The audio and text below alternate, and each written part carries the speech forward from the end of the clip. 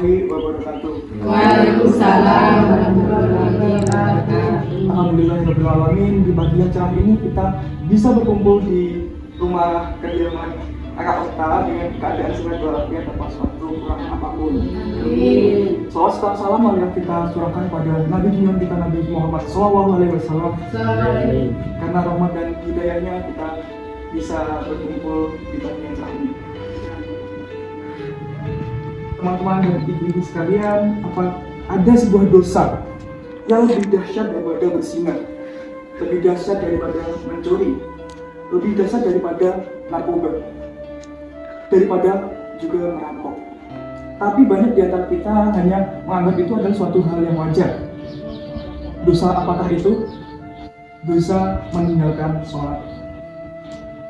Cukup sebagai bukti besarnya dosa orang yang meninggalkan sholat. Keislaman orang itu diperselisihkan oleh para ulama. Seorang pencuri masih dianggap seorang Islam? Mungkin. Seorang yang mabuk-mabukan masih dianggap Islam? Mungkin. Tapi muslim nggak sholat diperselisihkan keislamannya. Rasulullah SAW beliau mengatakan, al-ahdul ladzi bainana wa bainahumus sholatu faman tarakaha faqad kafar. Yang artinya, yang membedakan kita sama mereka, sama orang-orang kafir, itu adalah sholat.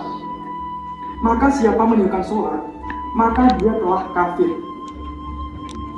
Penghuni neraka ketika ditanya, mal sholakokum fi sakor, apa yang menyebabkan kalian berada di neraka sakor? Apa jawab mereka? Lam naku minal musallin, kita bukan termasuk orang-orang yang menjalankan sholat. Sholat ini merupakan rukun Islam yang kedua, tiangnya agama, diwajibkan dengan cara yang sangat spesial. Allah mewajibkan sholat kepada kita tidak langsung melalui Jibril, tetapi melalui disampaikan kepada Nabi Muhammad SAW.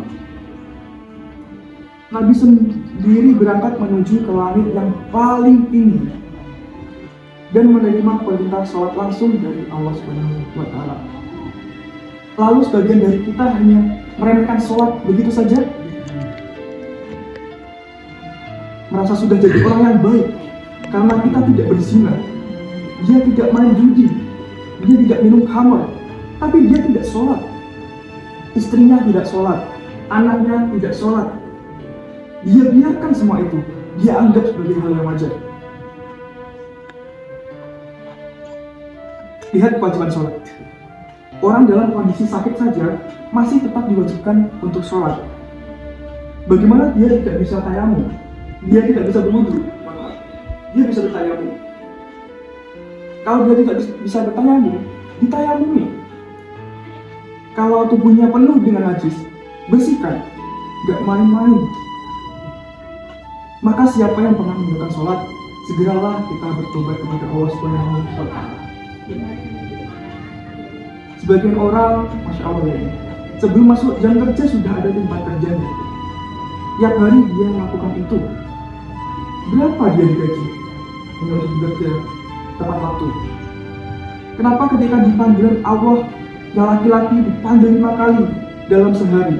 Hayya 'alas sholat, hayya 'alas sholat. Tidak peduli untuk datang ke rumah Allah. Rumahnya berdampingan padahal dengan rumah Allah. Tetapi Jumatan juga masih telat, tidak mau meninggalkan khutbah.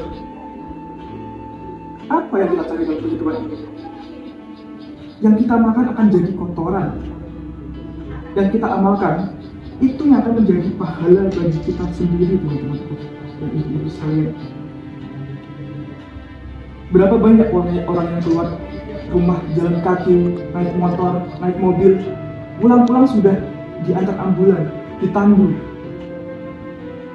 Sampai kapan kita akan melakukan kemaksiatan ini? Melihat kemungkaran ini terjadi di sekitar kita. Allah membuka pintu tobatnya lebar-lebar. Allah mengatakan, "Walaisati taubatu lilladzina ya'maluna sayyi'at hatta idza hadara akadahumul mautu wala inni tubtu an." Tobat itu tidak diberikan kepada pelaku-pelaku kemaksiatan yang menunggu ajalnya tiba. Jadi tobat itu tidak menunggu ajal kita tiba terlebih dahulu. Ketika datang kematian kepadanya, ini tibatul alaih, sekarang aku taubat. Nggak ada yang seperti itu. Wallahi jami'ah. Kita hanya punya kesempatan satu kali dalam kehidupan ini. Ketika ajal tiba, kita hanya bisa menangis, menyesal, berteriak karena mendapatkan siksaan yang pedih dari Allah Subhanahu wa Ta'ala. Sholat merupakan rukun Islam yang kedua. Kita haji karena kita tidak haji karena tidak mampu, kita masih dianggap Islam. Kita nggak membayar zakat karena kita tidak mampu, masih dianggap Islam. Kita tidak berpuasa karena kita tidak mampu, kita masih bisa mengkodok di hari yang lain atau juga membayar fidyah. Tetapi kalau kita tidak sholat, keislamannya dipertanyakan. Apalagi kita tidak syahadat, maka kita bukan termasuk orang-orang Islam. Teman-teman dan ibu-ibu sekalian, mari tunaikanlah sholat mulai dari sekarang. Perbaikilah sholat kita. Jangan terburu-buru, karena orang yang terburu-buru dalam sholat itu adalah orang yang lalai dalam sholatnya. Dan kita juga tidak akan tahu balasan apa yang akan kita terima di akhirat sholat. Jangan sampai kita menjadi penghuni neraka. Nauzubillah min dzalik. Cukup sekian yang dapat saya sampaikan pada pagi hari ini. Semoga ilmu yang saya sampaikan ini dapat bermanfaat bagi teman-teman dan ibu-ibu sekalian. Wassalamualaikum warahmatullahi wabarakatuh. Waalaikumsalam.